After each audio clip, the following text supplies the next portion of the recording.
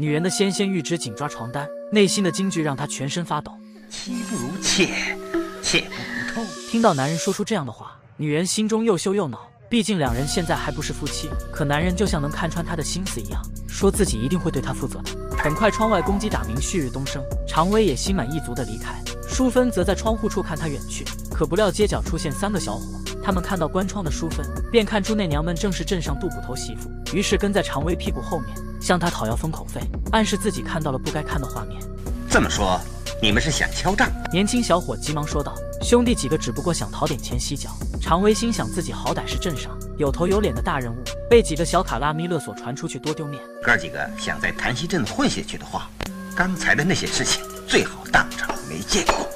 这么说，曾大爷是一点油水也不漏给我们了，分文不给。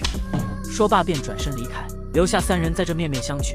与此同时，杜捕头正在出差回来的路上，恰巧遇到几名官兵正在追捕囚犯，上前3两式就将其制服，却没想到这是一伙山贼，为的就是埋伏在此做掉老杜，特意装扮成官兵的样子。可老杜一眼就看出他们是赝品。万幸老杜在少林寺待过几年，虽然头上的大绿帽稍微有点破损，但最终成功将他们打跑。回到小镇时，发现惯犯小赵又在偷东西，正被街坊邻居围殴。老杜上去一炮子将其干飞，接着再来一招天残腿，随后就要将对方手砍下泄愤。小赵此刻道出实情，说自己偷东西也是万不得已，家中母亲病重没钱抓药。老杜见他心存孝心，便说服邻里乡亲并以人格担保，将小赵带回自己家，接着让妹妹冬梅给他拿点药钱，而自己则上楼找淑芬。淑芬见到老杜身上伤痕累累，没有一点心疼，甚至还出言嘲讽：我还以为你这次回不来了呢，等会儿给祖宗上上香，谢谢他保佑你。你瞅瞅，这说的是人话吗？直接将老杜气出房间。另一边，乡镇福布斯排行第2的王富贵还浑然不知家中遭遇贼人，对方用刀将其刺死后，并顺走家中的祖传大白菜，而幕后指使人正是淑芬的奸夫常威，目的就是嫁祸老杜，让他面临牢狱之灾。瞧你急成这个样子，天一黑就赶来了，也不怕人家看见。这就叫色胆包天呐！你好坏哟，我好喜欢。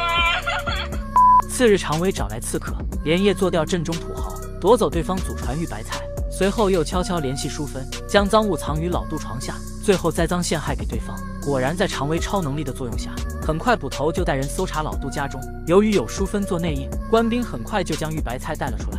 任由老杜怎样解释也无济于事，他恳求自己跟了多年的总捕头，希望给他几天事件调查清楚。然而看情形都是天下乌鸦一般黑，接下来老杜被强行捉拿归案，面临他的将是牢狱之灾。见这个怨种被抓走，淑芬心里别提有多高兴。可在监牢里的老杜就没那么好了，被曾经共事的老大哥严刑逼供，随后便质问对方是不是收了黑钱。老杜自知当捕头月俸没多少，可一旦从事这个行业，就要救百姓于水火，而不是成为黑恶势力的保护伞。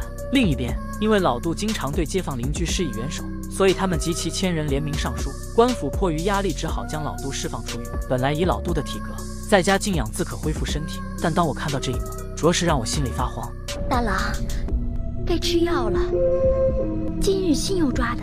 但凡老杜看过《水浒传》，也不会喝下这碗汤药。这时老杜的身上如同有万只蚂蚁撕咬，此刻的他才明白，定是这骚浪蹄子干的好事，准备带淑芬同去地府报道。可奈何老杜已是风中残烛，听到动静的妹妹前来查看，老杜也不敢说出实情，怕蛇蝎心肠的淑芬会加害妹妹，只好让妹妹在自己下葬时偷偷给她穿上红睡衣。说完便翘辫子西去。举行葬礼的前天晚上，妹妹冬梅悄摸给老杜穿上红衣。葬礼当天，街坊邻居都来送老杜最后一程，冬梅哭得撕心裂肺，而淑芬看似在哭，实则在笑。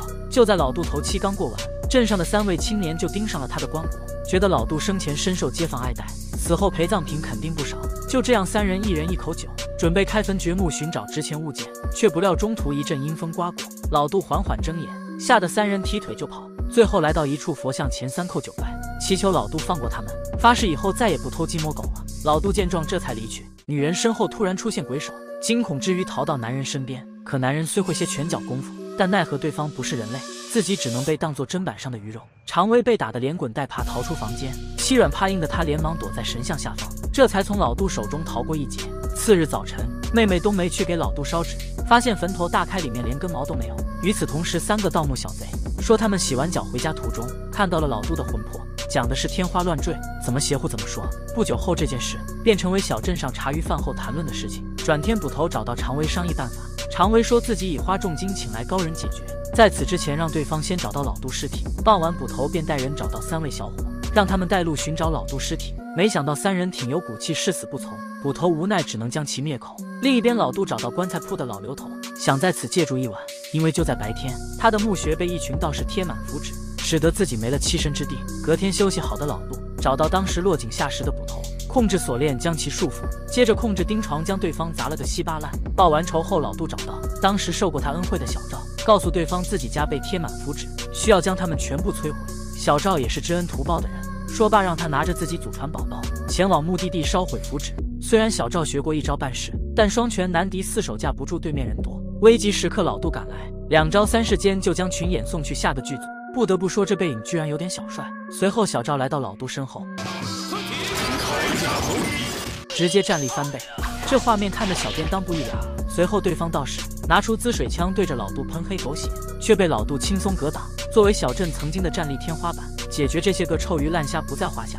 接着，淑芬被老杜硬生生扒开天灵盖，倒挂在大堂中间，而常威也被头顶的吊灯成功送去西北。影片结束。